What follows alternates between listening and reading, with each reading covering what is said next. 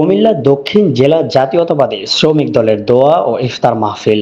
কুমিল্লা দক্ষিণ জেলা জাতীয়তাবাদী শ্রমিক দলের দোয়া ও ইফতার মাহফিল আয়োজনে প্রধান অতিথি হিসেবে উপস্থিত ছিলেন বিএনপি চেয়ারপারসনের উপদেষ্টা হাজী আমিনুর রশিদ ইয়াসিন। বিশেষ অতিথি হিসেবে উপস্থিত ছিলেন কুমিল্লা দক্ষিণ জেলার বিএনপি সাবেক সদস্য সচিব, বামনপাড়া উপজেলার বিএনপি বারবার সভাপতি হাজী মোহাম্মদ জসিমউদ্দিন। প্রধান বক্তা কেন্দ্রীয় শ্রমিক দলের যুগ্ম সাধারণ সম্পাদক, কুমিল্লা উত্তর জেলা শ্রমিক দলের আহ্বায়ক মোহাম্মদ মিজানুর রহমান।